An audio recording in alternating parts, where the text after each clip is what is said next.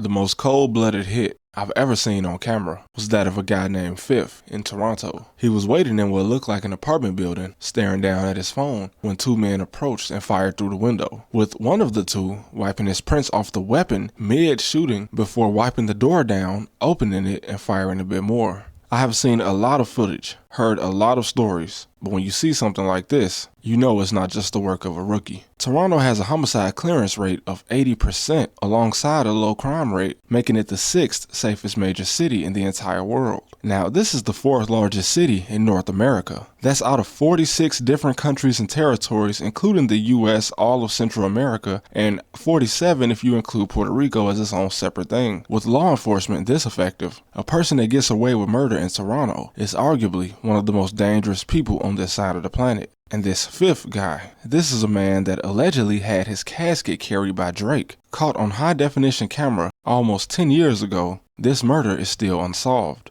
Despite the fact that the getaway car was caught on 2 different cameras, although it appeared to have no plates. And this also happened in the area of Toronto, Scarborough, which has a crime rate lower than the city average. Now, Toronto itself only has 172 open unsolved murder investigations since 2004. Now, this doesn't include cold cases, which Toronto has over 700, but just for reference, from 2014 to 2023, a span of just 9 years, St. Louis, a city with about 2 million fewer people than Toronto, saw over 1,000 unsolved murders. My point is, the brutality in a place like Toronto more than makes up for the low crime rate due to the fact that to get away with something like this, you actually have to take a calculated risk. Something, despite the perception, most American cities just don't see. And like I said in a previous video, the similarities between New York and Toronto are striking. But then again, due to the drill culture, many cities see the same sort of violence and disrespect. One of the gangs I came across that struck me in my research was of course NHS, a clique started by a kid called NHSJJ, and he actually ended up deceased under mysterious circumstances that allegedly started with a chain of events that was set off when he allegedly tried to collect a bounty placed on another Toronto rapper's head, a guy called Thoroughbred who has been in the rap scene for over a decade, and he actually was arrested in LA due to his involvement allegedly in a Miami murder years later. But supposedly NHSJJ heard about some kind of bounty, no matter how much it was, and went to collect it while Thoroughbred was in the car with his daughter. And he allegedly fired at least 60 shots according to the intended target, but this could just be an exaggeration. Fortunately though, both Thoroughbred and his daughter survived, although his daughter was grazed by a bullet. According to rumors and even lyrics from Thoroughbred himself, he returned the favor by putting money on JJ's head, allegedly, which led to him being backdoored and left dead inside of his own home. Now, often when somebody dies, a girl or just guys who pretended to be friends with the victim get the blame for a mysterious situation like this. Where I must say, being killed inside your own home where the police don't suspect a home invasion does make it seem like he might have let his own killers in.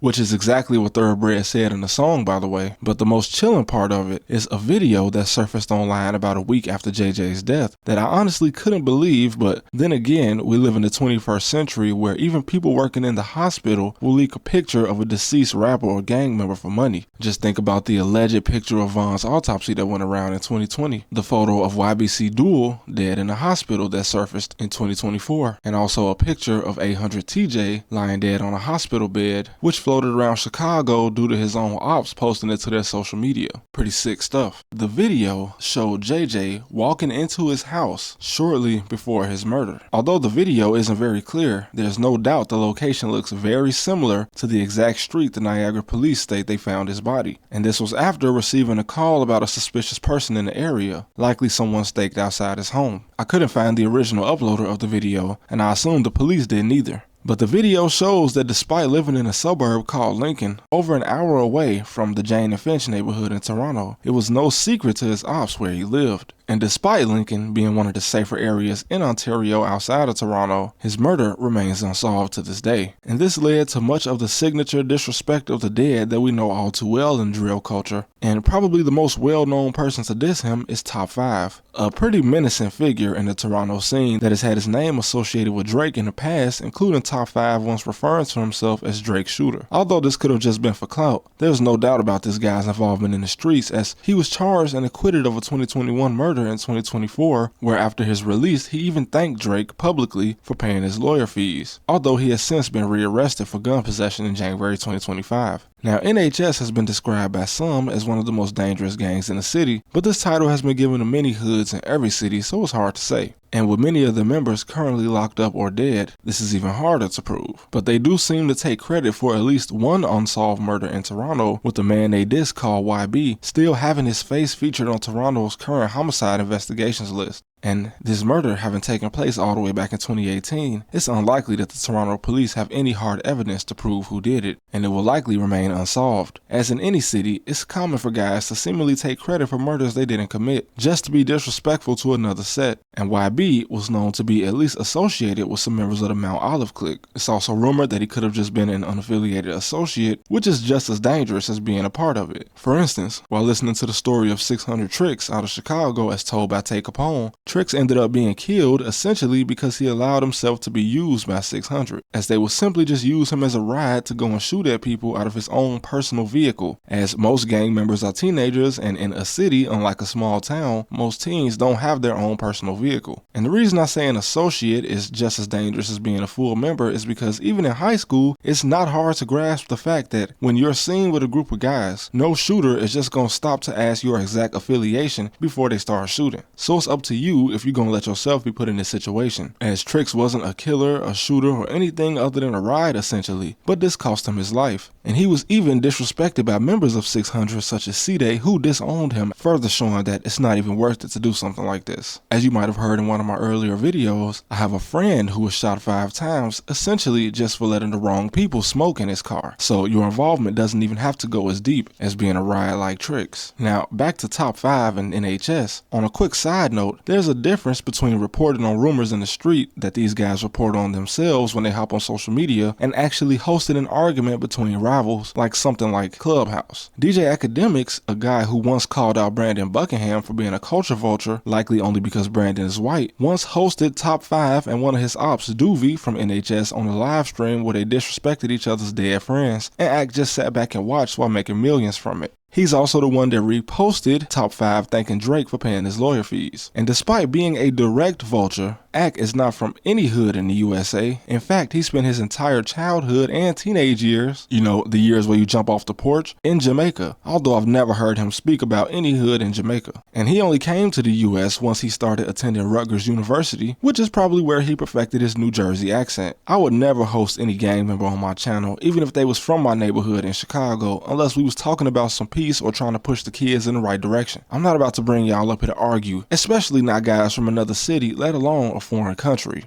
That's what you call a vulture. But moving away from all that for a second, the Toronto accent is very unique. Yo, what's going on, fam? You good, fam? You saying, fam? Greatly reflecting the fact that Canada, despite its proximity and the fact that we speak the same language, is far different from the USA. I'm not sure if it's the influence of Pidgin, which in case you didn't know, Pidgin, grammatically, develops as a simplified way for groups that don't speak the same language to communicate, i.e. the most known form of Pidgin, at least in the USA, is Jamaican Patois, although Pidgin is also spoken in many other parts of the world. This is why, despite speaking English, many Americans just cannot seem to easily understand what someone from Jamaica begins to speak, even leading to a huge misconception by many Americans that Jamaicans are speaking a foreign language when they are in fact speaking English, just not the Queen's English. For example, when I was in college, I had a buddy from Lagos, Nigeria, who I just could not understand when he was on the phone with someone back in Nigeria, despite the fact he told me he was speaking English. He's actually the one that clarified what Pidgin was to me, by the way. And Toronto is one of the most multicultural and multiracial cities in the entire world, and the similarities of Pidgin and the dialect spoken here could be a result of those island boys, not them, these island boys from the British Isles spreading English all over the world due to most English speakers' unwillingness to learn a foreign language. Jokes aside, Canada is in the Commonwealth of Nations, which a vast majority of nations in the Commonwealth being former parts of the British Empire, and many people from these nations actually immigrated to Canada. And the Commonwealth seems very suspiciously like a cover for the King of England to still be the head of state in most of these nations, ceremonial or not. Also, for some of my Americans that probably don't know, though the UK and Canada still have the same head of state, with the king having his own personal residence in Canada and the governor general, who was appointed by the king, not by vote, technically outranking the prime minister of Canada. The Navy is called the Royal Canadian Navy, and the Air Force is also royal. And even though Rideau Hall is the official residence of the governor general, it becomes the residence of the king whenever he's in Ottawa, so